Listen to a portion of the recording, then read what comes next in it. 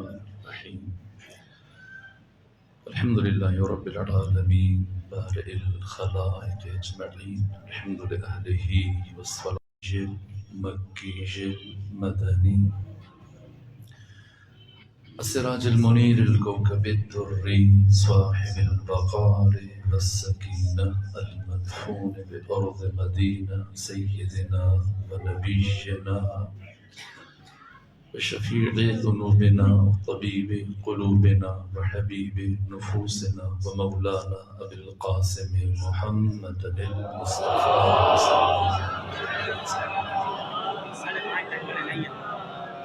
وأهل بيته الأطيبين الأطهرين الأنجبين المعصومين المظلومين ورحمة الله على أحبابهم وأصحابهم وشيعتهم ومحبيهم ومواليهم أجمعين ولعنة الله على أعدائهم ومنكري فضائلهم وغاصبي حقوقهم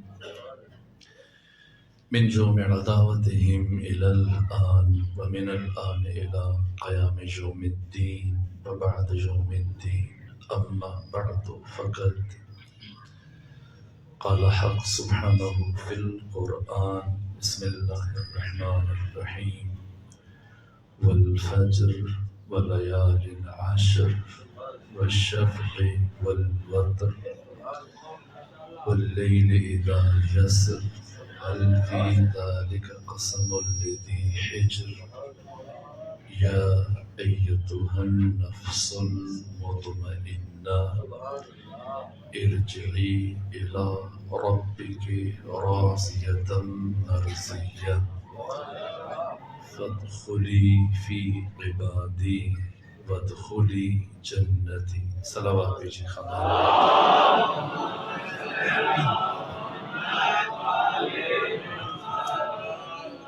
نعرہ تکبیر نعرہ تکبیر نعرہ رسالت نعرہ رسالت نعرہ حیدری نعرہ حیدری حسینیات حسینیات جدیدیات جدیدیات ظہور امام زمانہ بلندتر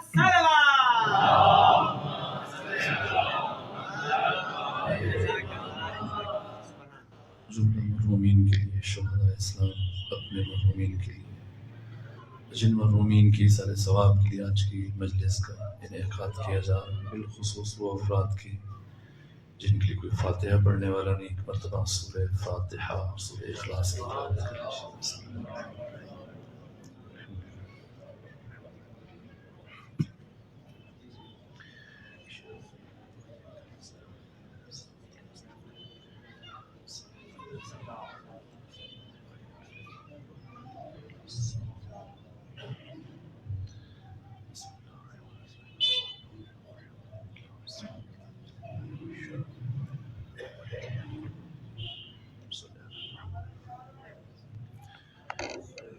خدا سبحان کا سپاس گزار ہوں کہ اس مقام پر آپ مومنین کی نورانی چہروں کی زیارت کا شرف حاصل ہوا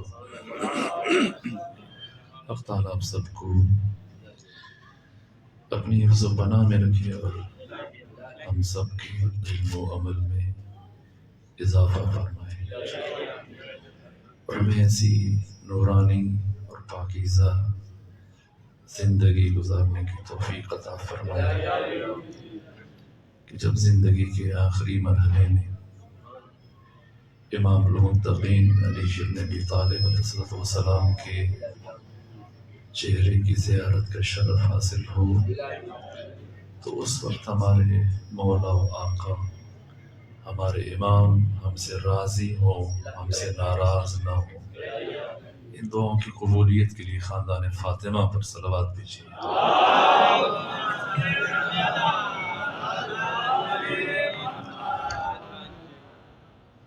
میں نے سرنامہ کرام میں قرآن مجید کی معروف سورہ مبارکہ فجر کی چند آیتوں کی تلاوت کا شرف حاصل کیا۔ قرآن مجید کے 114 صورتوں میں سے 70 صورتیں وہ ہیں کہ جن کے شروع میں جن کے درمیان اللہ نے کوئی قسم نہیں اٹھائی، اور 114 میں سے 44 صورتیں وہ ہیں کہ جن میں اللہ نے قسمیں اٹھائی، اور قرآن مجید نے ان 44 سوروں میں 118 قسمیں اٹھائی۔ کسی سورہ میں حق تعالیٰ نے ایک قسم پر اکتفا کیا، جیسے سورہ مبارکہ عصر ہے، اور کچھ صورتوں میں اللہ نے 2 قسمیں اٹھائی، جیسے سورہ ضحیٰ۔ کچھ صورتوں کے شروع میں اللہ نے 3 قسمیں اٹھائیں، جیسے سورہ مبارکہ العادیات، اور کچھ صورتوں کے شروع میں اللہ نے 4 قسمیں اٹھائیں، جیسے سورہ مبارکہ 3، اور یہ سورہ مبارکہ فجر ہے، جس میں اللہ نے ہم مسلسل 5 قسمیں اٹھائیں، اور سورہ فجر سے زیادہ قسمیں نہیں اٹھائی گئی مگر ایک مقام پر، اور وہ سورہ مبارکہ شمس سے کہ جہاں اللہ نے کل 15 آیتیں سورہ کی، اور 15 میں سے پہلی 7 آیتوں میں اللہ نے مسلسل 11 قسمیں اٹھائی۔ سورہ مبارکہ شمس کے بعد جس سورہ میں سب سے زیادہ قسمیں اٹھائی گئیں وہ یہی سورہ مبارکہ فجر، تو سورہ امام حسین علیہ السلام بھی کہلاتا ہے۔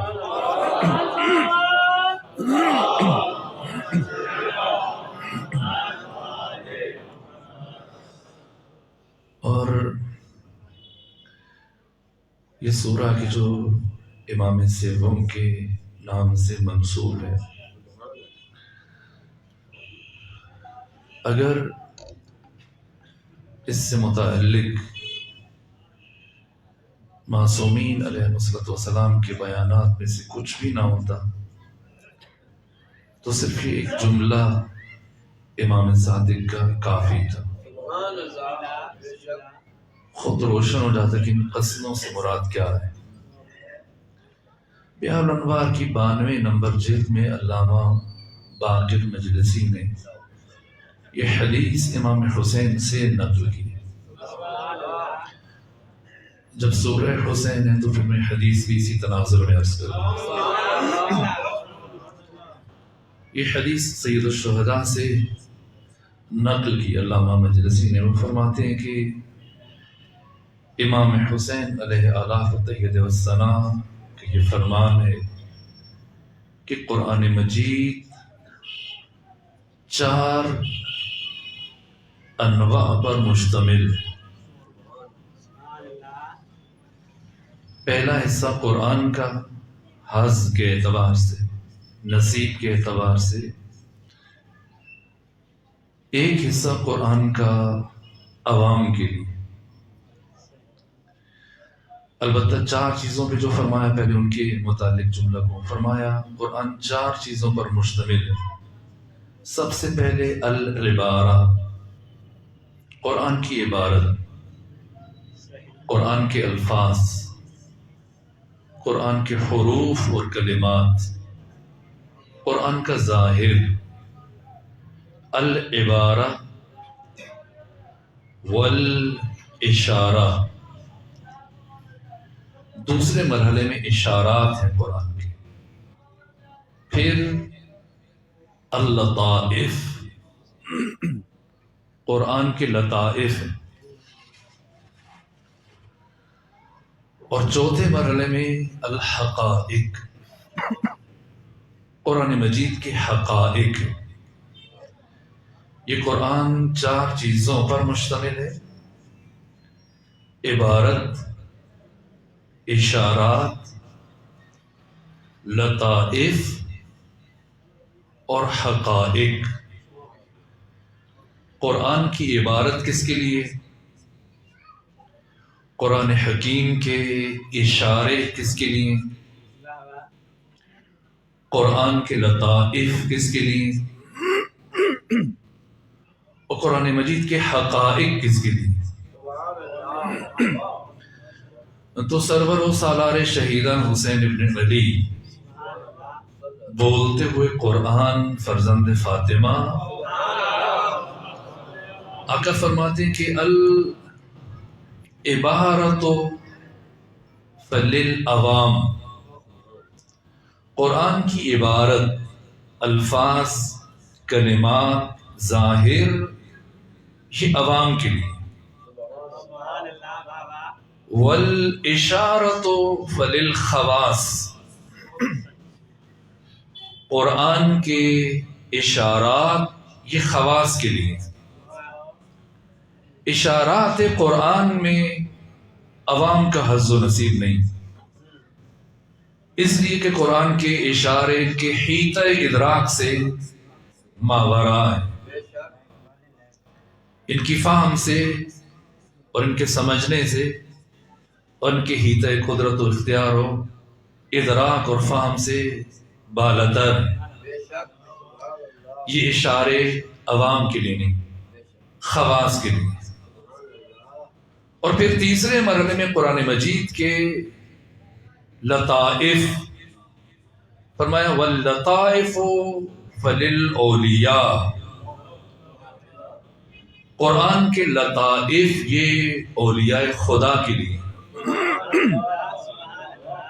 والحقائق فللخواص فللانبیاء، اور قرآن کے حقائق یہ انبیاء خدا کے لیے.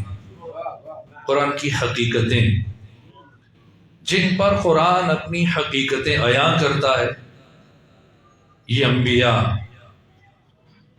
اور جن پر اپنے لطائف اور لطیف ترین پہلو اور جہتیں قرآن عیاں کرتا ہے یہ اولیاء ہیں. اور جن پر قرآن اپنے اشارے روشن کر دیتا ہے یہ خواص ہیں. اور جو محض عبارات اور کلمات اور تلاوت اور الفاظ اور حروف تک رکے ہوئے یہ عوام ہیں. تو عوام سے بالاتر خواص، اور خواص سے بالاتر اولیاء خدا، اور اولیاء خدا سے بالاتر انبیاء خدا، اللہ کے بھیجے ہوئے نبی. تو عوام کے بعد جو دوسرا طبقہ بیان کیا گیا خواص کا، یہ خواص کون ہے؟ جن کے لیے قرآن کے اشارے عیاں اور روشن اور ظاہر اور واضح ہیں. تو دوسرا جملہ ابھی امیر المومنین کا ہے. ابھی مجھ سے پہلے ناظم منبر میرے نام کے ساتھ علامہ اور مولانا کہہ رہے تھے. یہ دونوں لفظ بہرحال ہمارے لیے نہیں. تو جو کہا جاتا ہے یہ سب مجاز ہے. عالم کون ہے اس کائنات میں؟ عالم فقط یہ 14 ہیں.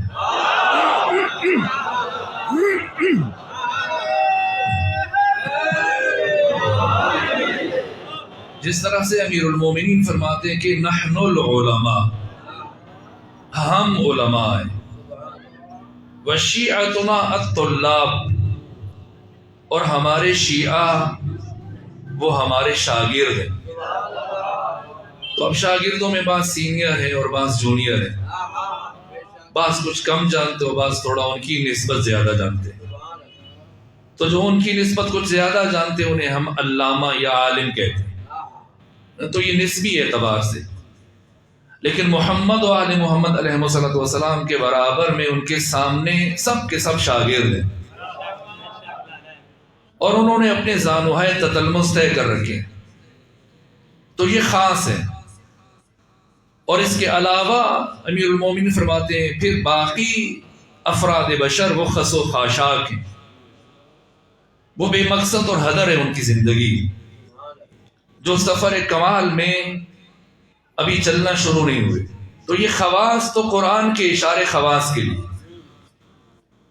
تو اب امام صادق کا فقط یہ فرما دینا، جب آپ کے صحابی نے استفسار کیا جب حضرت نے یہ بات کی کہ اے ابو بصیر اپنی واجب اور مستحب نمازوں میں سورہ مبارکہ فجر کی تلاوت کیا کرو،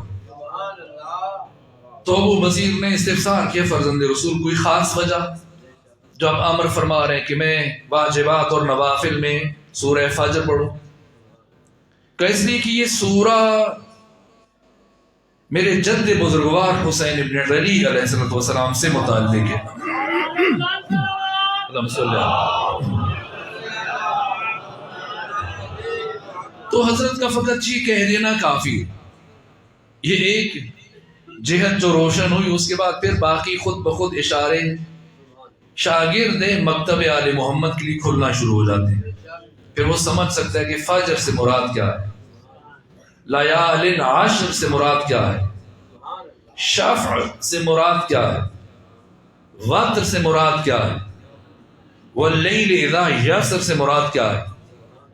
البتہ ابو بصیر نے یہ سوال کیا فرزند رسول اس سورہ میں تو قوم عاد اور قوم ثمود اور فرعون اور فرعونیوں کے ظلم کو پروردگار بیان کر رہا ہے، تو پھر کیسے یہ سورہ آپ کے جد بزرگوار سے متعلق ہے؟ تو فرمایا کہ سورہ کی آخری 4 آیتیں پڑھو جو پروردگار فرما رہے یا ایتھا النفس المطمئنہ، اے نفس مطمئنہ، ارجعی الی ربک، لوٹ آ اپنے رب کی طرف۔ یہ نفس مطمئنہ کون ہے؟ تاریخ انسانی میں اور تاریخ آدم میں اور تاریخ عالم میں اور تاریخ بشر میں نفس مطمئنہ کا کامل ترین مصداق سرور و سالار شہیدان امام عزت و امام غیرت و امام حریت فرزند فاطمہ حسین ابن علی علیہ السلام ہے۔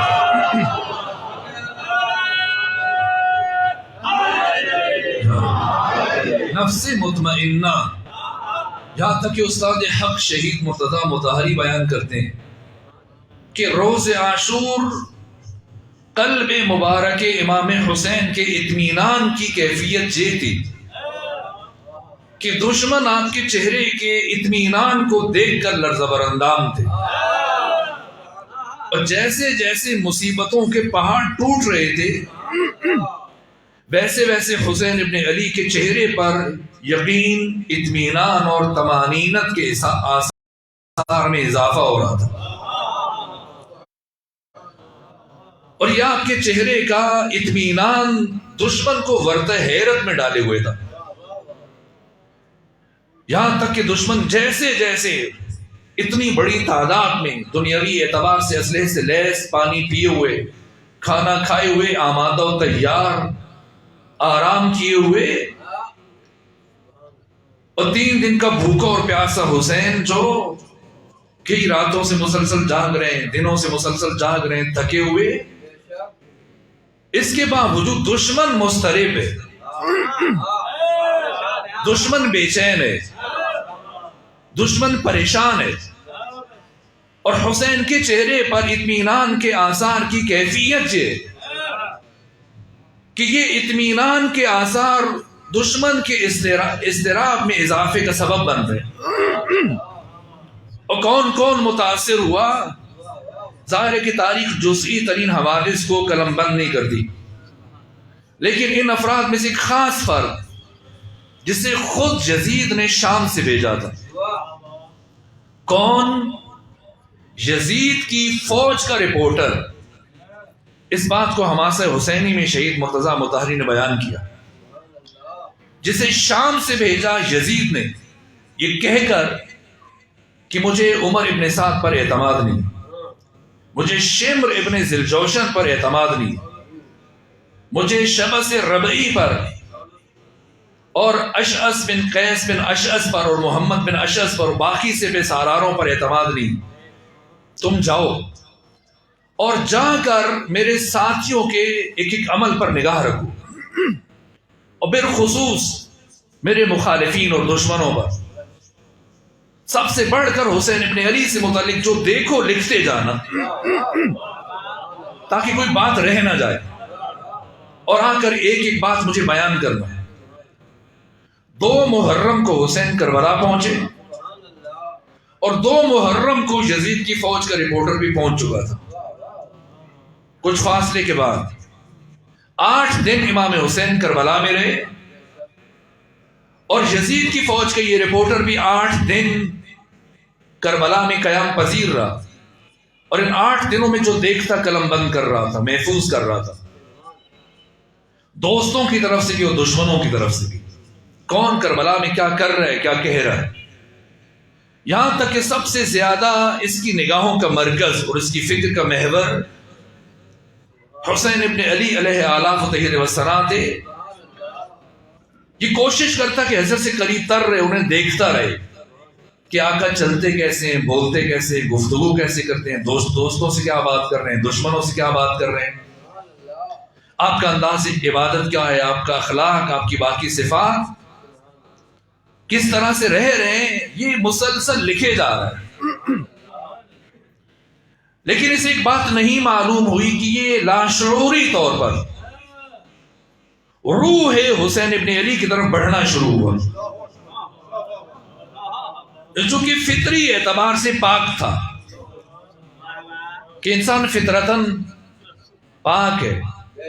اگرچہ شام سے آیا، یزید کے ملک سے آیا، بنو امیہ کے مسموم ترین اور زہریلے ترین پروپیگنڈوں میں پروان چڑھا، جہاں صبح و شام نمازوں میں، روز جمعہ کے خطبے میں، مسجدوں کے ممبروں سے مفتی اور دین بیان کرنے والے علی اور علی کی اولاد کے اوپر لعن طعن کرتے ہیں، گالیاں دیتے ہیں، کردار کشی کرتے ہیں۔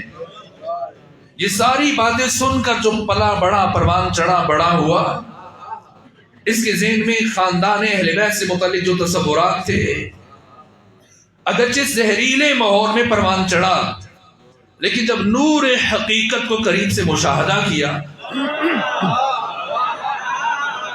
تو لاشعوری طور پر امام حسین کی شخصیت کی طرف بڑھنا شروع ہوا، اور اسے یہ احساس بھی نہ ہوا کہ یہ سفر شروع ہو چکا ہے۔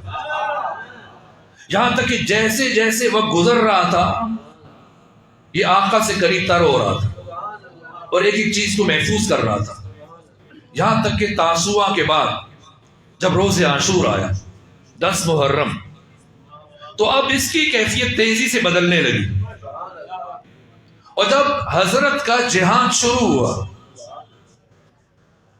اور پہلے حملے کے بعد حضرت جب زمین پر تشریف لائے، اور اسے یہ احساس ہونے لگا کہ اب یہ حسین زیادہ دیر زندہ نہیں رہ پائیں گے، اور یوسف فاطمہ کچھ دیر کا مہمان ہے، اور جب اسے یقین ہو چلا کہ وقت شہادت قریب ہے، تو یہ دوڑتا ہوا عمر ابن سعد کے پاس آیا اور کہا، اے عمر ابن سعد، یہ شخص اب اتنا زخمی ہو چکا ہے کہ اگر تم لوگ اس پر مزید حملے نہ بھی کرو تب بھی یہ زندہ نہیں رہ پائے گا، اس کے جسم سے اتنا خون بہ چکا، اتنا پیاسا ہے، کچھ دیر کا مہمان ہے، اس لیے تو مجھے اجازت دو کہ میں 2 گھونٹ پانی پلا دوں۔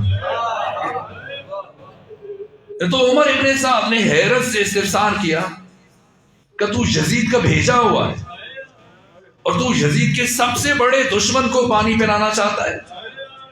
کہ ڈرو نہیں، پریشان نہ ہو، میں تم سے وعدہ کرتا ہوں کہ جب یزید کے سامنے جاؤں گا تو میں یزید کے سامنے تمہاری شکایت نہیں کروں گا، اور مال دنیا میں سے جو کچھ میرے پاس ہے وہ سب کا سب میں تمہیں دے دوں گا، بس 2 گھونٹ پانی پلانے دو۔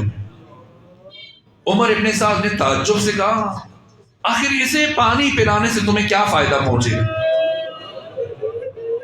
کہ تو ضمانت جاری کر رہے کہ نہ یزید کے سامنے میری شکایت کرے گا، اور اپنا سارا متاع، سرمایہ، مال دنیا مجھے دینے کے لیے تیار ہے، آخر تمہیں کیا فائدہ؟ کہ سنو عمر ابن سعد، میں جب سے کربلا آیا ہوں بغور مسلسل اس انسان کی حرکات و سکنات کو مشاہدہ کر رہا ہوں، اور آج صبح سے اس انسان کے چہرے کے اوپر جو نور اور اطمینان محسوس کر رہا ہوں، مجھے یقین ہو چلا ہے کہ اللہ کا انتہائی خاص بندہ ہے. اور اگر ایک مرتبہ یہ انسان مجھ سے پانی کا یہ جام قبول کر لے، 2 گھونٹ پانی پی لے اور ایک نگاہ کرم میرے چہرے پر ڈال دے، تو مجھے یقین ہے کہ پروردگار میرے تمام گناہوں کو بخش دے گا اور اللہ جنت کو میرے اوپر واجب قرار دے دے گا.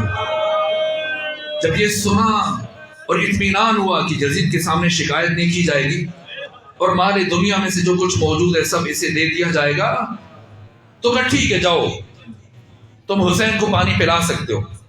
اس نے جام اٹھایا اور شط فرات کی طرف دوڑا، اور جب جا کر اس نے پانی کا جام بھرا، اتنی دیر میں شہید مرتضیٰ مطہری بیان فرماتے کہ یا خود شمر ابن ذوالجوشن نے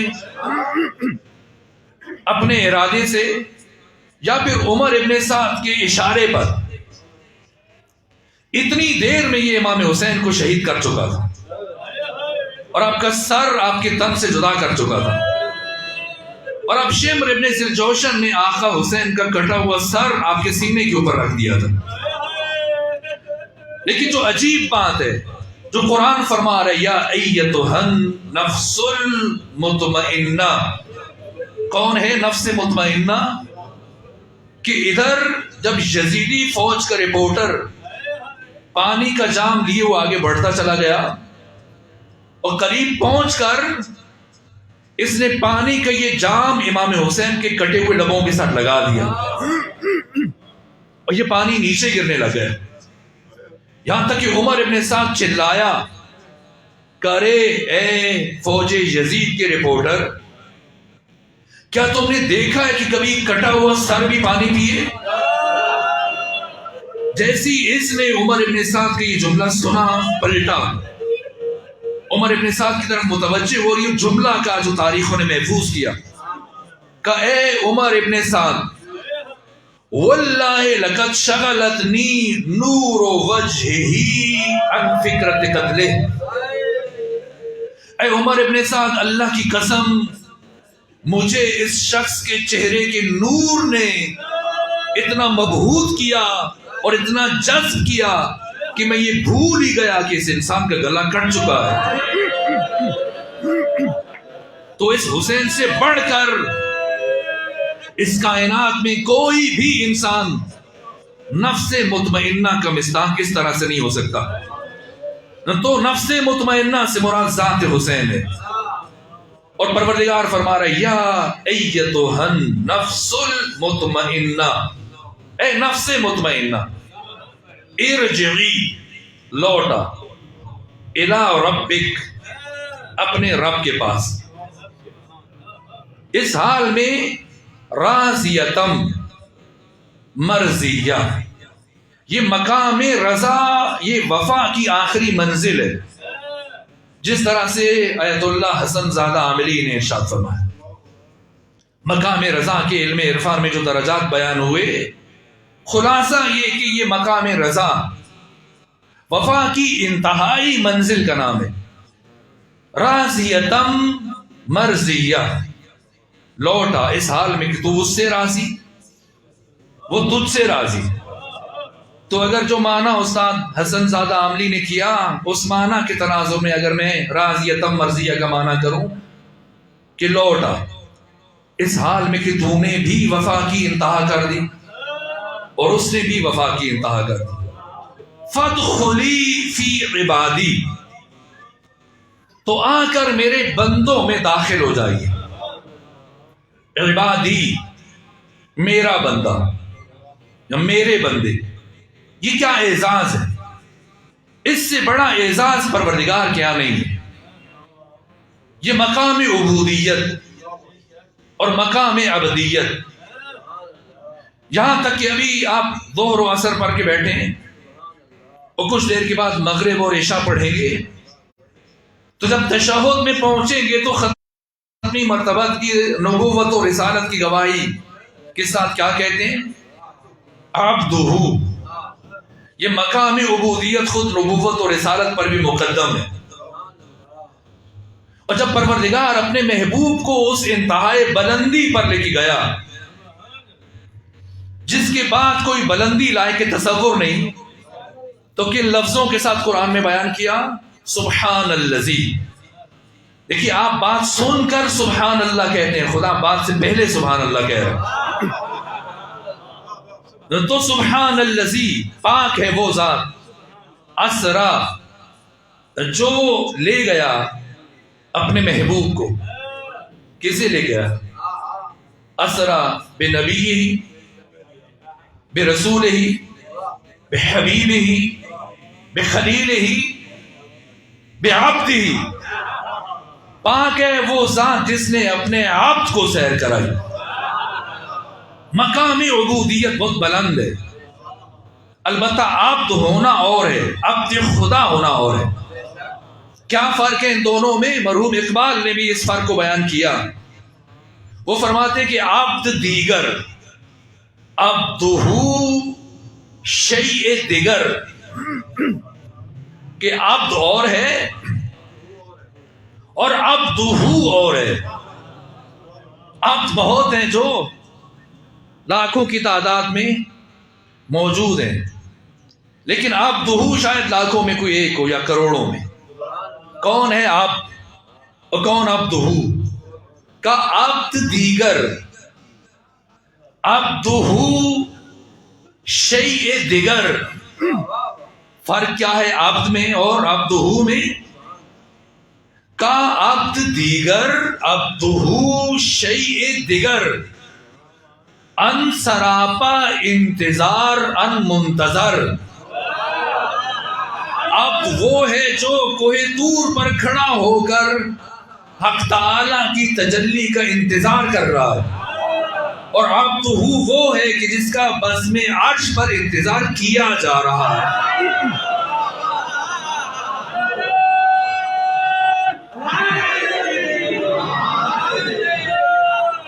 فادخلی فی عبادی، تو میرے بندوں میں. کون؟ جہاں پہلے سے محمد مصطفیٰ موجود ہے، جہاں علی و فاطمہ ہے، جہاں حسن ہے، یہ میرے بندے. میں بھی منتظر، یہ بھی منتظر. فادخلی فی عبادی، تو آپ بھی آ کر میرے ان بندوں میں شامل ہو جائیے. وادخلی جنتی، اور میری جنت میں داخل ہو جائیے. یہ جنت ایک ذی مراتب مقام ہے. جنت مکان نہیں ہے، جنت مقام ہے جس کے درجات ہیں. اور کیا درجات ہیں؟ خود میں نے روایتوں میں دیکھا، علامہ مجلسی نے بہار میں بیان کیا، اور شیخ عباس قومی نے بیان کیا، اور باقی محدثین نے بیان کیا. میں ابھی ایک شخصیت کا شاید ذکر کروں، سعید بن عبداللہ حنفی. ایک جملہ انہوں نے کہا، ایک جملہ امام حسین نے جناب سعید بن عبداللہ حنفی کے جواب میں بیان کیا. میں عرض کروں گا، اس سے روشن ہو جائے گا کہ خدا کی جنت سے مراد کیا ہے.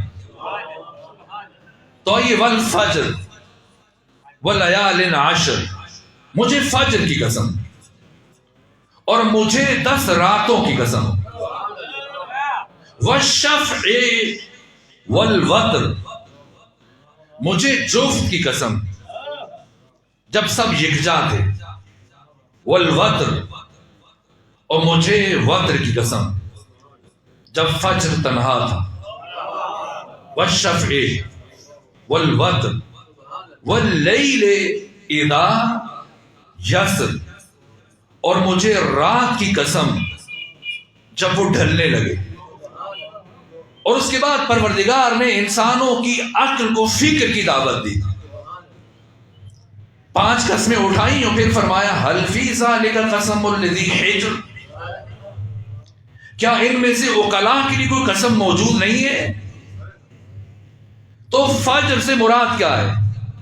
فجر کا جو لغوی معنی مفردات راغب میں امام راغب اصفہانی نے کیا وہ یہ ہے کہ فجر یعنی وسیع شگاف. فجر کو فجر کیوں کہتے ہیں؟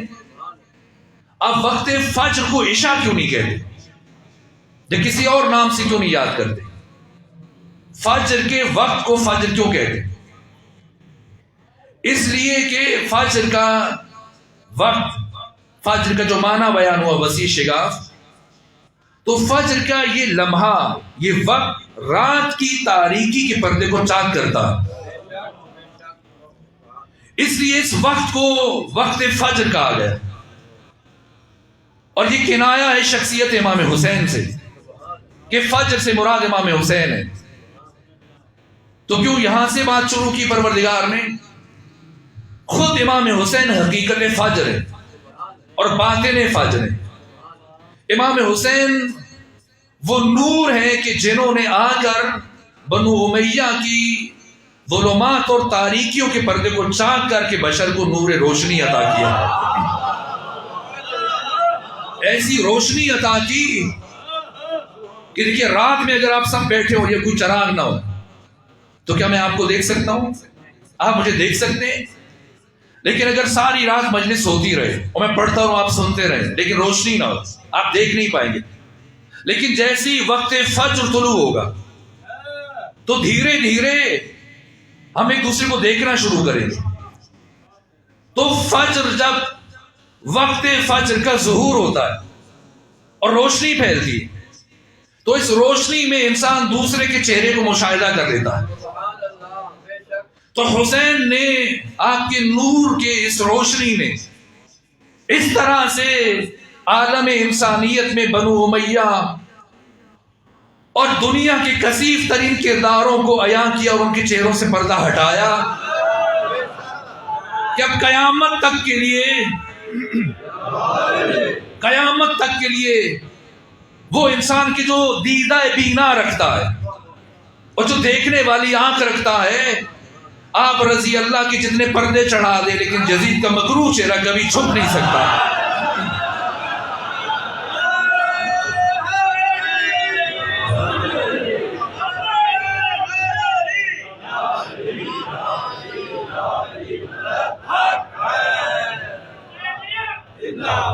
تو یہ نور حسین ہے، یہ شخصیت حسین، وہ نور اور وہ روشنی جس کے بعد پھر بنو امیہ کے مکروہ ترین چہرے اس طرح سے عیاں ہوئے کہ معمولی بصیرت رکھنے والا انسان اب تشخیص دے سکتا ہے کہ حق کیا و باطل کیا ہے، خیر کیا و شر کیا ہے.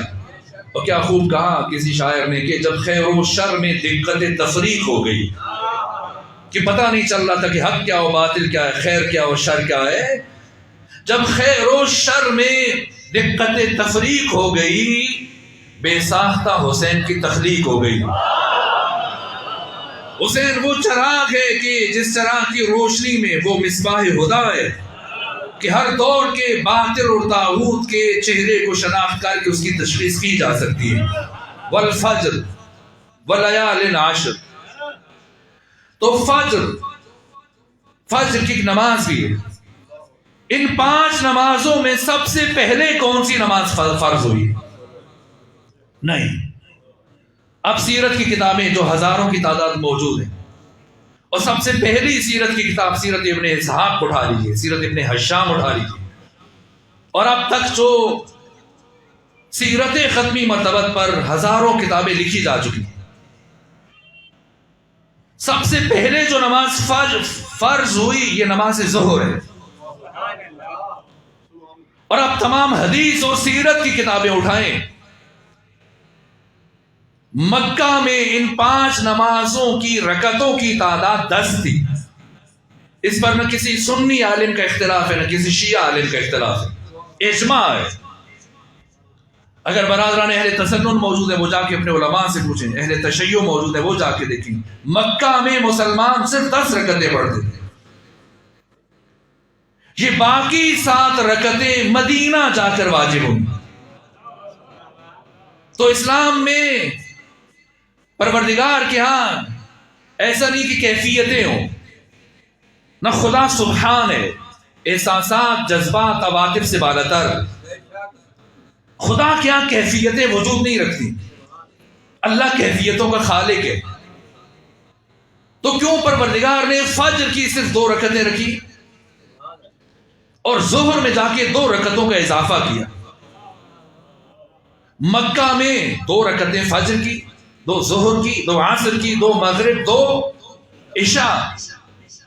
لیکن جب ختمی مرتبہ مدینہ پہنچے دوسرے سال، فجر کی پروردگار نے 2 رکھی، لیکن ظہر میں 2 رکعتوں کا اضافہ کیا، عصر میں 2 رکعتوں کا اضافہ، اور مغرب میں پھر 1 رکعت کا اضافہ. تو وہاں 2 کا اضافہ، تو پھر یہاں 1 کا کیوں؟ اور پھر عشاء میں دوبارہ 2 رکعتوں کا اضافہ کیا. لیکن فجر میں اضافہ نہیں، جو 2 رکعتیں مکہ میں وہی 2 رکعتیں مدینہ میں. تو اصل جعل نماز میں جب شارع نے، خدا حکیم نے نماز کو واجب کیا 5 نمازیں تو 10 رکعتیں، اور ہر نماز 2 رکعتوں پر مشتمل ہے. یہ مدینہ پہنچنے کے بعد جو 2 رکعتوں کا اضافہ ہوا، اس کا فلسفہ جو علماء نے، خمینی، بدھ شکن اور دیگر علماء اور محدثین نے بیان کیا کہ اصل جعل میں شارع نے یہ 2 رکعتیں واجب کی تھی ظہر کی، اور سب سے پہلے جو نماز فرض ہوئی یہ نماز ظہر ہے. تو نماز ظہر کی پہلی 2 رکعتیں اصل جعل میں واجب ہوئیں، اور اگلی 2 رکعتیں حق تعالی نے اعزاز مصطفیٰ میں، احترام مصطفیٰ میں اور ادب مصطفیٰ میں بشر پر واجب کرا دی. اور یہ 2 رکعتیں نور مصطفیٰ کی تجلی کا مظہر ہے. اور دوسرے مرحلے میں پروردگار نے عصر کی جو 2 رکعتیں بعد میں مدینہ میں واجب کی، یہ اعزاز مرتضیٰ میں نور مرتضوی کی تجلی کا مظہر ہے. اور مغرب کی 1 رکعت یہ نور فاطمہ کی تجلی کا اثر ہے. اور عشاء کی 2 رکعتیں یہ حسن مجتبیٰ کے نور کی تجلی کا مظہر ہے. لیکن فجر کی پروردگار نے وہی 2 رکھی، اضافہ نہیں کیا. کیوں؟ ظہر و عصر و عشاء میں 2 رکعتوں کا اضافہ، اور مغرب میں 1 کا، اور فجر میں کوئی اضافہ نہیں ہوا. اور ظہر و عصر و مغرب عشاء میں 2 رکعتیں، تو مغرب کی 1 رکعت کیوں ہے اضافے میں، اور فجر میں کوئی اضافہ کیوں نہیں رکھا؟ تو ظہر کی 2 اعزاز مصطفیٰ میں، اور عصر کی 2 اعزاز علی ابن ابی طالب میں، اور مغرب کی 1 اعزاز فاطمہ میں، اور عشاء کی 2 جو بعد میں فرض کی یہ اعزاز حسن مجتبیٰ میں. لیکن فجر کی مدینے میں بھی وہ 2 رکعتیں رکھی بدستور. کیوں؟ اس لیے کہ خدا بشر کو سمجھانا چاہتا ہے کہ جو خدا کا سب حسین کا ہے، اور جو حسین کا سب خدا کا ہے.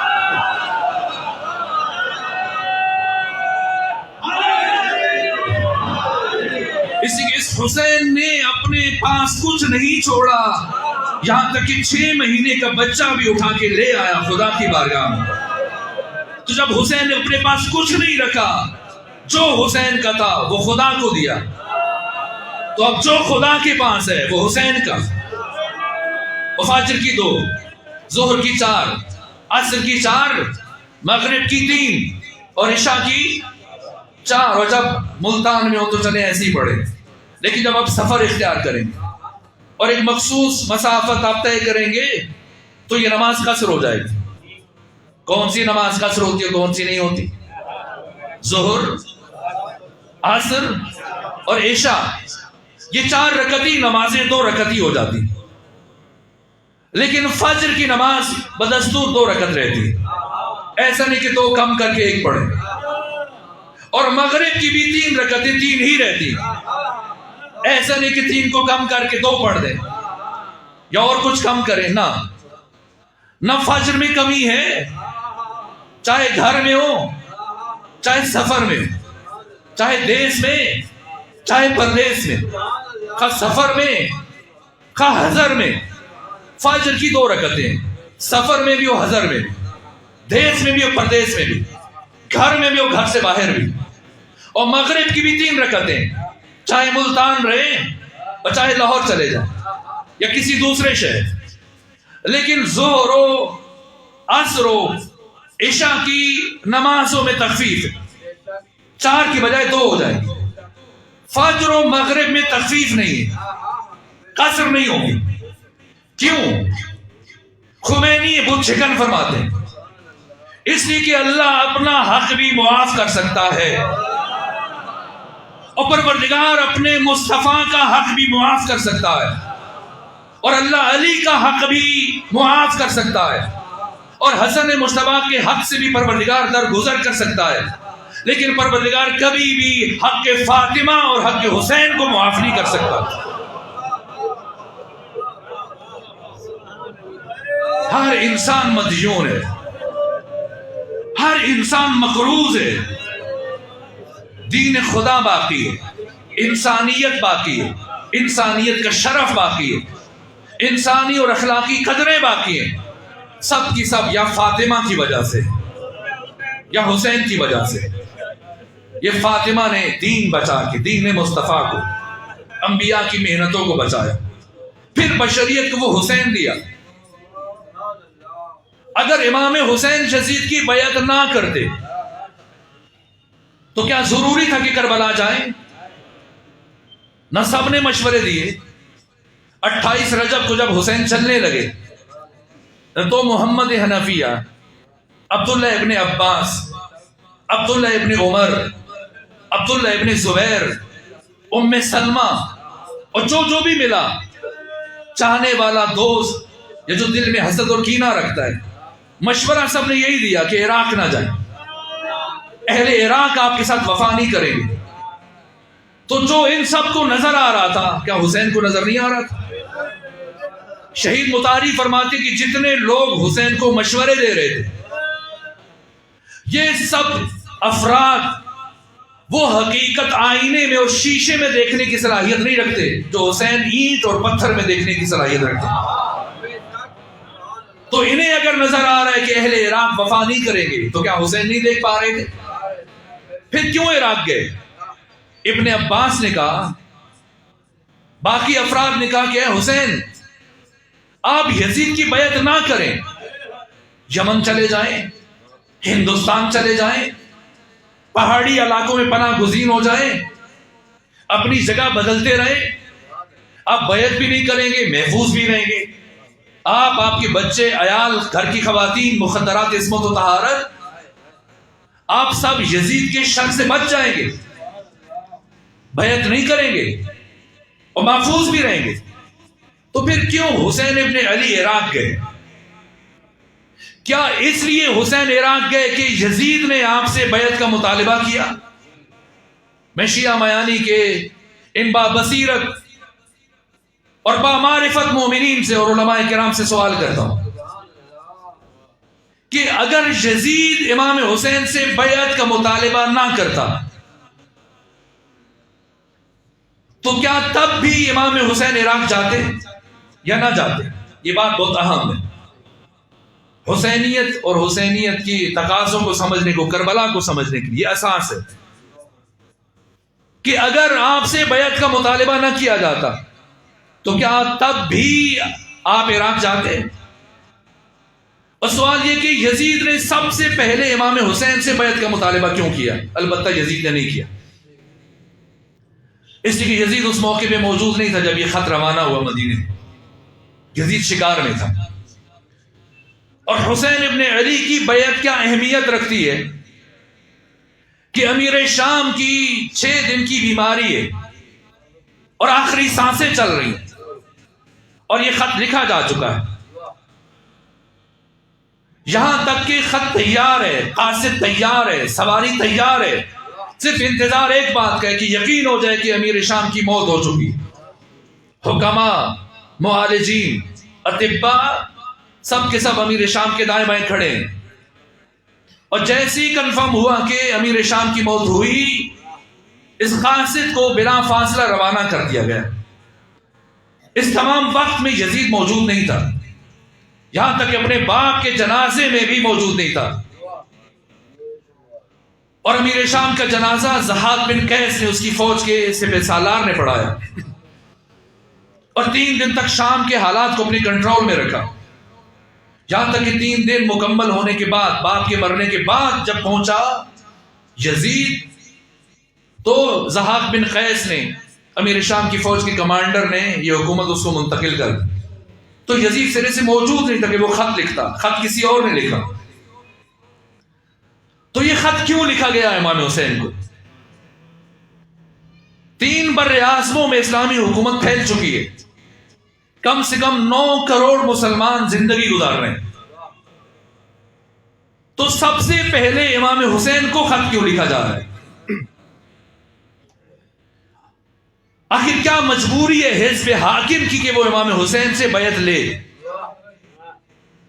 حزب حاکم کی مجبوری یہ ہے کہ وہ حکومت تو کرنا چاہتے ہیں، لیکن مسلمانوں پر اپنی حکومت کو دوام دینے کے لیے بنام دین حکومت کرنا چاہتے ہیں، بنام اسلام حکومت کرنا چاہتے ہیں، بنام خلیفہ رسول اور خلیفہ مسلمین حکومت کرنا چاہتے ہیں.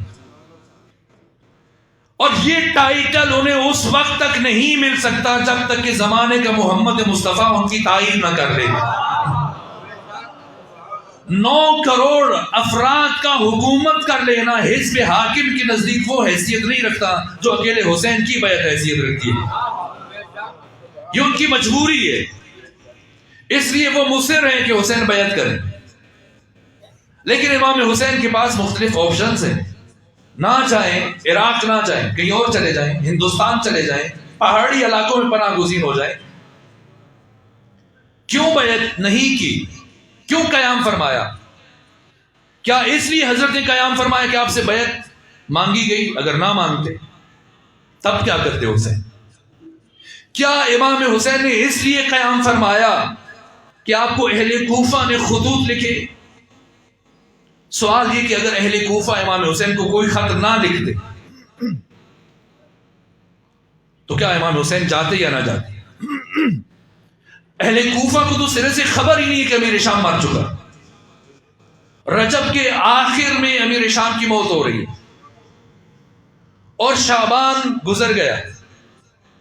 جا کے 15 شعبان کو پہلی مرتبہ اہل کوفہ کے خطوط کی کھیپ لے کر قیس ابن مسارع سیلابی اور سعید بن عبداللہ حنفی مکہ پہنچے امام حسین کے پاس. اس سے پہلے نے خبر ہی نہیں تھی، اور امام حسین ان کے خط لکھنے سے پہلے مدینہ چھوڑ دیا.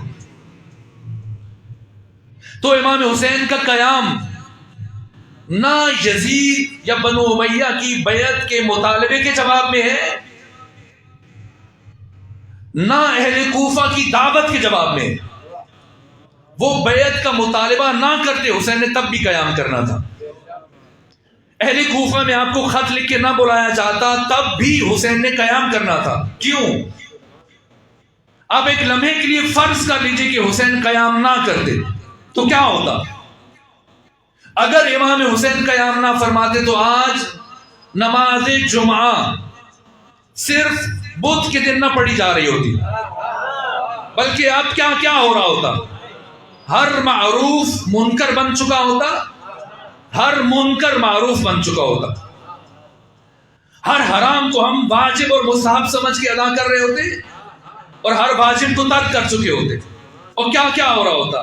ہماری مسجدوں میں، عبادت گاہوں میں، ہمارے شادی حالوں میں، ہمارے گھروں میں، شادیوں میں مولوی صاحب کلہ اور جبہ اور دستار اور ٹوپیاں پہن کے آتے اور آ کر ایک ماں اور بیٹے کا آپس میں نکاح پڑھا دیتے.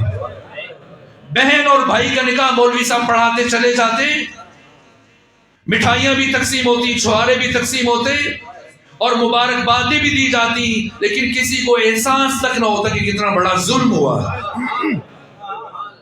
اگر حسین سکوت اختیار کر لیتے، بیعت نہ کرتے، لیکن قیام اگر نہ فرماتے، اب سمجھے ہر انسان قیامت تک حسین ابن علی کا مدیون ہے. اس میں شیعہ اور سنی کی بات نہیں ہے. جو بھی انسان ہے، جو انسانی غیرت رکھتا ہے، قیامت تک اس کا سر کبھی بھی حسین کے قدموں سے نہیں اٹھ سکتا ہے. ہر بشر، ہر باضمیر اور بامعرفت انسان مقروض ہے احسان حسین ابن علی کا. ہر انسان مدیون ہے. اس کے لیے شیعہ کی بات نہیں ہے، سنی کی بات نہیں ہے. ہمارے ہمسایہ ملک میں ڈاکٹر گپتا رام، یہ بات معروف ہے لیکن عرض کروں تاکہ بات مکمل ہو جائے. وہ ڈاکٹر تھے، معالج تھے، کئی کتابوں کے مصنف اور مؤلف، لیکن 2 دن وہ کوئی کام نہیں کرتے تھے، 3 شعبان اور 10 محرم. اور ان 2 دنوں میں وہ اپنا مطب بند کر کے، کلینک بند کر کے اپنے عیال کے ساتھ، ان کی بہو بھی ڈاکٹر تھی اور بیٹیاں بھی اور بیٹے بھی، سب ڈاکٹر تھے، لیکن سب کے ساتھ مل کر 3 شعبان کو حسین کے چاہنے والوں کے لیے کھانے بنا کے اور مختلف مشروبات تقسیم کرتے، اور 10 محرم کو بھی ان کا انداز ہی ہوتا. تو کسی نے پوچھا کہ گپتا رام، تم تو مسلمان نہیں ہو، ہندو ہو، پھر اتنا اہتمام کیوں کرتے ہو؟ کیا مجبوری ہے؟ کہ کیا کروں؟ اگر ایسے نہ کروں تو میرا ضمیر مجھے ملامت کرتا ہے کہ میں احسان فراموش نہیں ہوں. کہ کیسا احسان؟ کہ میں جب بھی گھر میں داخل ہوتا ہوں، کچھ خواتین ہیں، میری بہو بھی ہے، بیٹی بھی ہے، بہن بھی ہے، بیوی بھی ہے تو چاروں خواتین بحثیت خاتون کے، ان میں کیا فرق ہے؟ لیکن ماں کو میں ماں کی نگاہ سے دیکھتا ہوں اور بیٹی کو بیٹی کی نگاہ سے دیکھتا ہوں، اور ایک خاتون مجھے زوجہ کی نگاہ میں نظر آتی ہے، بہو اور بیٹی کی نگاہ میں نظر آتی ہے. تو میں اس محسن کو کیسے بھول جاؤں کہ جس نے مجھے ان رشتوں کی تشخیص اور تمیز عطا کی. ہر انسان مدیون ہے، جس میں انسانی شرف اور انسانی غیرت موجود ہے وہ مقروض اور مدیون اور احسان مند ہے. حسین ابن علی نمازیں پڑھیں، روزے رکھیں، عبادتیں کریں، لیکن اسے کبھی فراموش نہ کریں جس نے انسانیت کے شرف کو بچا کر ہم تک پہنچایا ہے. یہ حسین ہے جس نے ناموس انسانی کو بچایا، عزت بشر کو بچایا، غیرت انسانی کو بچایا. یہ عبادتیں، یہ آذانیں، یہ نمازیں کچھ بھی نہ ہوتا. استاد میر حداد عادل فرماتے ہیں کہ آیت اللہ مرشی نجفی بہت تیز نماز پڑھاتے تھے، اور میں نے ایک مرتبہ ان سے کہا کہ ایک اور عالم ہے کاشان میں کہ جو آپ سے بھی جلدی نماز پڑھاتے ہیں. تو مسکرائے کہ ممکن نہیں. کہ کیوں ممکن نہیں؟ کہ اس لیے کہ میں صرف واجبات ادا کرتا ہوں، نماز جماعت پڑھاتے ہوئے مستحبات بیان نہیں کرتا، نہیں پڑھتا. تو اگر کوئی مجھ سے بھی تیز نماز پڑھاتے تو اس کا مطلب یہ ہے کہ پھر وہ واجبات چھوڑتا ہوگا، تو یہ ممکن نہیں ہے. لیکن ایک ذکر انہوں نے زندگی میں کبھی نہیں چھوڑا. آذان و اقامت کے بعد تکبیرۃ الاحرام سے پہلے جائے نماز پر جب کھڑے ہوتے تو یہ ذکر ہر نماز سے پہلے کرتے: السلام علی الحسین وعلی علی ابن الحسین وعلی اولاد الحسین وعلی اصحاب الحسین. میر حداد عادل کہتے ہیں میں نے پوچھا جب باقی تمام مستحبات چھوڑ دیتے تو یہ ذکر کیوں نہیں چھوڑتے؟ کہ کیا کروں؟ میرا ضمیر مجھے اجازت نہیں دیتا کہ نماز پڑھوں اور اس محسن کو فراموش کر لوں جس نے نماز کو بچا کے مجھ تک پہنچایا ہے، جو کچھ بھی ہے.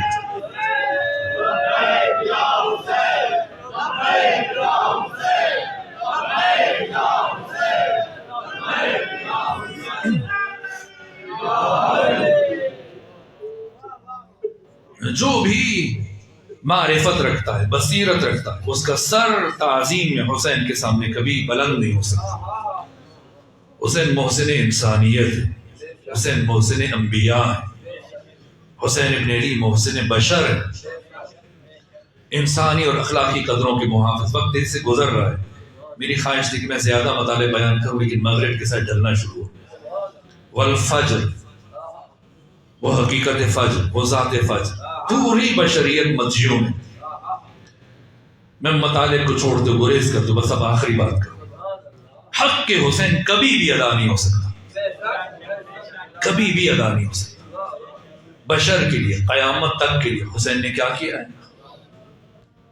کوئی بھی انسان کچھ بھی کر لے، محرم سے لے کے چہلم تک ہم مجالس کرتے ہیں، اگر سارا سال مجلسیں کرتے رہے، پسینہ زنی کرتے رہو، پسینہ کوبی کرتے رہے، اور گلیوں میں چلتے رہے، حسین کے نام پہ لنگر اور نیاز دیتے رہے، تب بھی قیامت تک یہ احسان ادا نہیں ہو سکتا. اور جو معرفت ہے وہ سمجھ سکتے کہ حق کے حسین کوئی بشر ادا نہیں کر سکتا. والفجر وليال عشر. مجھے افسوس ہے کہ میں باقی قسموں کی طرف نہیں بڑھ سکا، لیکن ایک معنی، ایک لفظ اور عرض کر. روز عاشور سعید بن عبداللہ حنفی نے بتایا کہ حق حسین ادا نہیں ہو سکتا. ولیال عشر کی کاش کی میں تفسیر کر سکتا تو پھر اصحاب حسین کا مقام بھی کسی حد تک روشن ہو جاتا. لیکن یہ وہ ہیں کہ جن سے متعلق خود حسین فرماتے ہیں کہ انی لا اعلم اصحابا اوفا من اصحابی، میرے علم میں نہیں ہے کوئی ایسے اصحاب جو میرے اصحاب سے زیادہ باوفا. ان میں سے ایک سعید بن عبداللہ حنفی ہیں جن کا میں ذکر کر کے مجلس تمام کرنے لگا. یہ سعید بن عبداللہ حنفی کتنا سفر کیا ہے. سب سے پہلے یہ 10 رمضان کو مکہ پہنچے امام حسین کے پاس قیس بن مصعر سیداوی کے ساتھ. تو گھوڑے کی پشت پر انہوں نے 300 فرسخ کا فاصلہ طے کیا، اور پھر دوبارہ مکہ سے مسلم بن عقیل کو ساتھ لیا، اور پھر وہاں سے امام حسین نے فرمایا کہ سیدھے عراق نہ جانا، پہلے مدینے جانا، اور مدینے میں میرے یہ کام انجام دے کر پھر وہاں سے عراق جانا. تو یہ کم از کم پھر 300 فرسخ کتنا ہوا. اور تیسری مرتبہ مسلم بن عقیل کا خط لے کے پہنچے امام حسین کے پاس، اب 900 فرسخ. اور چوتھی مرتبہ جناب امام حسین کا خط لے کے آئے مسلم بن عقیل کے لیے 1200 فرسخ، یعنی کم از کم 6500 کلومیٹر. یہ کیسا سفر ہے؟ گھوڑے کی پشت پر. آپ کے باقی ساتھی صحرا کے سفر کتاب نہ لاتے ہوئے انسان بھٹک جاتا ہے، بھوک اور پیاس برداشت کرنا. باقی آپ کے سارے ساتھی اس سفر میں آپ کا ساتھ چھوڑ گئے، وفات پا گئے. یہ قیس بن مصعر سیداوی اور سعید بن عبداللہ حنفی اور مسلم بن عقیل یہ زندہ رہے. تو یہ سعید بن عبداللہ حنفی جنہوں نے اتنا فاصلہ طے کیا اور 3 دن کے بھوکے اور پیاسے، اور پھر شب عاشور ساری رات جاگ کر امام حسین کے خیام کے گرد خندق کھودتے رہے. 5 گز گہری اور 5 گز چوڑی خندق کھودی حسین کے ساتھیوں نے. ساری رات عبادت بھی کی اور ساتھ خندق کھودی. اور جب خندق کھود چکے تو پھر جنگل سے جھاڑیاں کاٹ کے لائے، اس خندق کو بھرا لکڑیوں سے، تاکہ روز عاشور جب امام حسین رخصت آخر کے موقع پہ جائیں اور شہید ہوں تو دشمن اچانک سے چاروں طرف سے حملہ آور نہ ہو سکے، تو بیویوں کو سنبھلنے کا موقع مل جائے. اس لیے صرف ایک فرد کے آنے جانے کا راستہ چھوڑا گیا، باقی بھی چاروں طرف خندق کھدوا کے اس میں لکڑیاں اور جھاڑیاں پھینک دی گئی.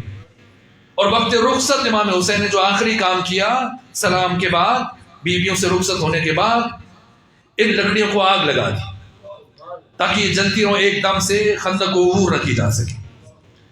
اب 6500 کلومیٹر کا سفر طے کرنے والے، 3 دن کے بھوکے اور پیاسے، اور ساری رات جاگ کر عبادت اور خندق کھودنے مصروف رہے اور جھاڑیاں کاٹتے رہے. اور روز عاشور جب امام حسین علیہ السلام نے امام خیمے کے اندر بھی نماز پڑھ سکتے تھے، لیکن میدان کربلا میں نماز پڑھی اور اپنے صحابی کو بھیجا کہ جاؤ عمر ابن سعد سے کہو کہ ہمیں نماز پڑھنے کی اجازت دے. تو عمر سعد نے کیا جواب دیا؟ تفصیلی گفتگو ہے لیکن مختصر. کل تمہاری نماز قبول نہیں کہ پڑھنے کی اجازت دی. تو اب امام حسین نے اپنی نماز کی حفاظت کا انتظام کیا. ابو سمامہ ساعدی جیسی پلٹ کے آئے، کہا کہ عمر سعد یہ کہہ رہا ہے.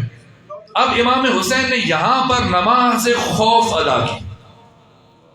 یہ کون سی نماز ہے؟ کوئی لفظ خوف سے یہ نہ سمجھے کہ حامل نفس مطمئنہ خوف زدہ تھے، نہ یہ ایک فقہی اصطلاح ہے. نماز خوف خاص وقت میں پڑھی جا سکتی ہے، یہ بھی 4 کے بجائے 2 رکعت ہی پڑھی جاتی. اور اس کا طریقہ یہ کہ اگر 2 مسلمان گروہ آپس میں لڑ پڑے تو یہاں نماز خوف پڑھنا درست نہیں ہے. امام علی نے 3 جنگیں لڑی، جمل، جنگ صفین، جنگ نہروان، لیکن 3 جنگوں میں کبھی نماز خوف نہیں پڑھی. نماز خوف ہمیشہ تب پڑھی جاتی ہے جب آپ کے سامنے کافروں کا لشکر آ جائے. روز عاشور امام حسین نے میدان کربلا میں نماز خوف پڑھ کر اپنے دشمن کے کفر پر مہر تصدیق ثبت کر دی کہ خبردار قیامت تک کوئی مورخ یہ نہ لکھے کہ مسلمانوں کے درمیان جنگ ہوئی تھی نا، جو حسین کے مقابلے میں آ جائے پھر وہ مسلمان نہیں رہتا، وہ کافر ہے، چاہے کلمہ پڑھے چاہے نمازیں پڑھے. یہ نماز خوف پڑھی گئی، اور اس کی کیفیت کیا ہے؟ اس کا طریقہ یہ کہ یہ 2 رکعتی 4 رکعتی نماز 2 رکعتی ہو جاتی ہے، اور امام جب پہلی رکعت پڑھتا ہے تو سپاہیوں میں سے آدھے سپاہی وہ امام کے پیچھے کھڑے ہو جاتے ہیں، اور باقی آدھے ان سپاہیوں کی اور امام کی حفاظت کرتے ہیں. اور امام پہلی رکعت جب پڑھ لیتا ہے تو پہلی رکعت پڑھنے کے بعد امام بیٹھ جاتا ہے اور مقتدی کھڑے ہو جاتے ہیں اور دوسری رکعت فرادہ پڑھتے ہیں، اور جلدی جلدی وہ دوسری رکعت کو فرادہ پڑھنے کے بعد نماز مکمل کرتے اور اپنی جگہ چھوڑتے ہیں. اور جو ان کی حفاظت کر رہے ہوتے ہیں، وہ سپاہی جو ان کے محافظ ہوتے ہیں، وہ جلدی سے آ کر ان کی جگہ پر کھڑے ہوتے ہیں، اور امام اٹھ کر اب دوسری رکعت پڑھتے ہیں. اب یہ امام کی دوسری رکعت اور بعد میں آنے والوں کی پہلی رکعت ہے. امام جب دوسری رکعت پڑھ لیتے ہیں تو یہ ان کی پہلی ہوتی ہے، پڑھ کے پھر کھڑے ہوتے ہیں، دوسری رکعت کو فرادہ پڑھتے ہیں. یہ کیفیت ہے. اور نماز خوف ہمیشہ کافروں کے مقابلے میں پڑھی جاتی ہے. امام حسین نے روز عاشور نماز خوف ادا کی، اور باقی سپاہی دوسرے سپاہیوں کے سامنے کھڑے تھے، لیکن امام حسین کے بالکل سامنے جو سپاہی کھڑے ہیں ان کا نام ہے سعید بن عبداللہ حنفی. اس ایک جملے کے لیے میں نے آپ کو ضامت دی.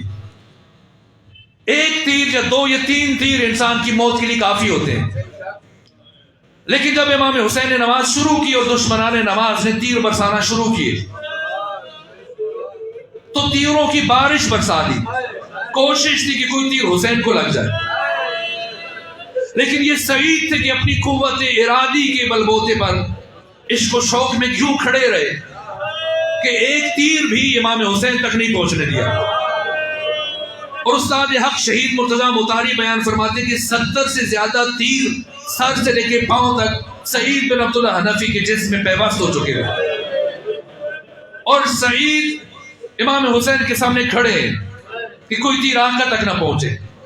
یہاں تک کہ جیسے ہی امام حسین نے نماز مکمل کی اور کہا السلام علیکم ورحمۃ اللہ وبرکاتہ، تو سعید نے آواز بلند کی وعلیکم السلام یا ابا عبداللہ، میرا بھی سلام قبول کیجیے. اور اب سعید زمین پر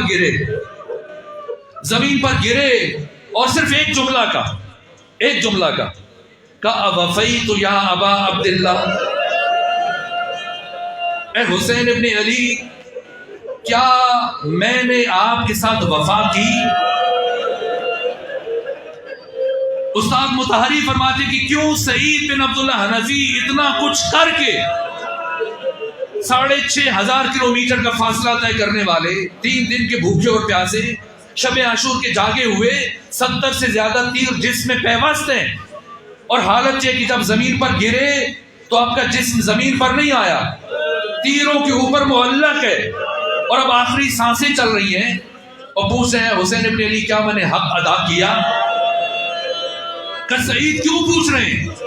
کہ سعید اس لیے پوچھ رہے ہیں کہ انہیں حسین ابن علی کی معرفت حاصل ہو چکی ہے، اور سعید جانتے ہیں کہ اتنا کچھ کر کے بھی حق کے حسین ادا نہیں کیا جا سکتا. یہ سعید کا جملہ اور جو بات میں نے شروع میں کی اسی بات ختم کر رہا ہوں. فادخلی جنتی، جو سورہ فجر کی آخری آیت ہے، فادخلی فی عبادی وادخلی جنتی. یہ وادخلی جنتی، یہ جنت کیسی جنت ہے؟ ایسا نہیں کہ جو بھی جنت میں جائے گا سب ایک جگہ داخل کر دیے جائیں گے کہ جہاں سلمان ہے، جہاں ابو ذر ہے، اور باقی ہم جیسے انسان اگر جنت میں چلے جائے تو وہ بھی وہی ٹھہرے. نہ، یہ عدل خدا کے خلاف. تو میں نے روایتوں میں دیکھا ہے، بڑے بڑے محدثین نے یہ روایت بیان کی کہ جنت میں اہل جنت کے لیے 70,000 سالوں میں ایک مرتبہ انہیں امام حسین کے نورانی چہرے کی زیارت کا شرف عطا کیا جائے. یہ عام جنتیوں کی بات ہے. اور اب سنیں، جب روز عاشور سعید بن عبداللہ حنفی نے امام حسین سے کہا اوفیت یا ابا عبداللہ، تو آقا نے سعید بن عبداللہ حنفی کو کیا جواب دیا؟ شہید مطہری بیان کرتے ہیں لبہائے حسینی میں جنبش پیدا ہوئی اور فرمایا ہے سعید تو جنت میں ہمیشہ میری آنکھوں کے سامنے رہا کرے گا۔ یہ وفا ہے حسین کے ساتھ۔ سائے ڈھل رہے ہیں، اسی بس ایک جملہ عرض کروں گا، ایک جملہ۔ یہ سعید کے الفاظ ہیں۔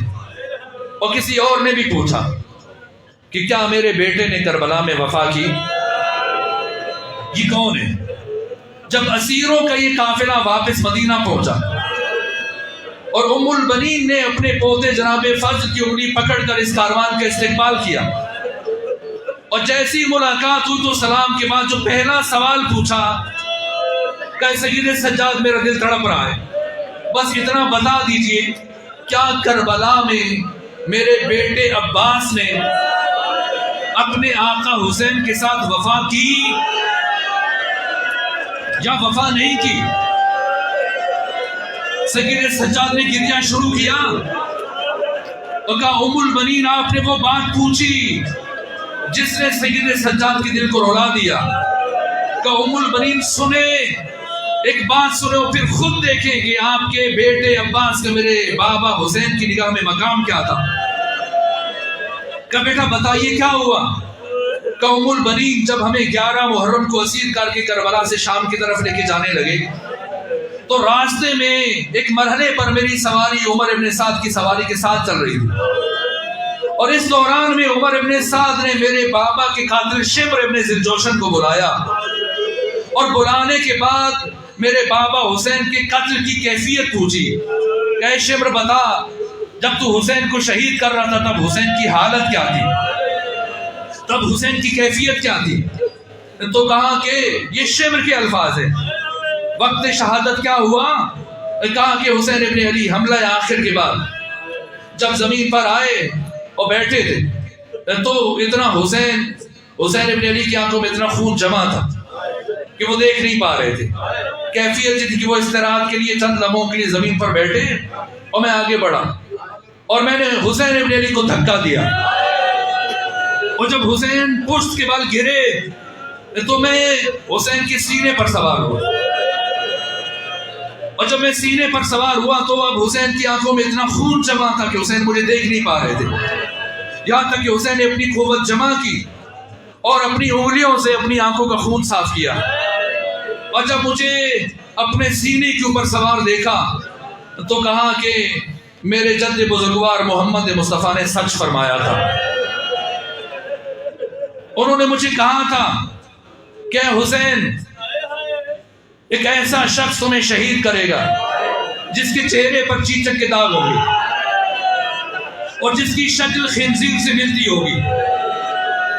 یہ سنا تو اب شمر نے ظلم کرنا شروع کیا، یہاں تک کہ امام حسین نے فرمایا شمر تو بڑی بلند جگہ پہ بیٹھا، میرے جد بزرگوار میرے قمیص کے بٹن کھول کر مجھے سینے سے چومنا شروع کرتے تھے اور مجھے گلے تک چومتے جاتے تھے، لیکن جب امام حسین نے یہ جملے کہے شمر کو غصہ آیا اور اس نے آپ کی داڑھی کو بائیں ہاتھ سے پکڑا اور دائیں ہاتھ سے تماچے مارنا شروع کیے،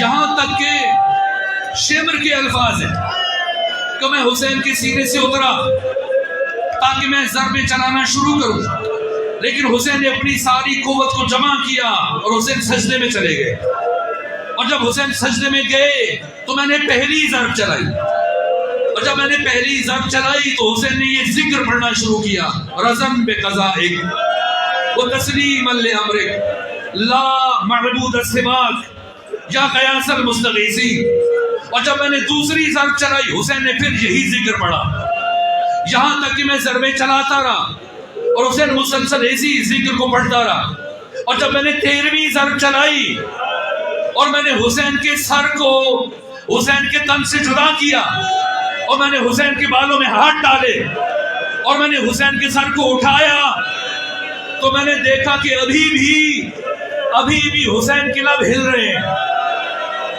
تو میں نے سوچا کہ اب حسین کون سا ذکر کر رہا ہے اور اب حسین کیا پڑھ رہا ہے، تو حسین کی آواز بہت نحیف تھی.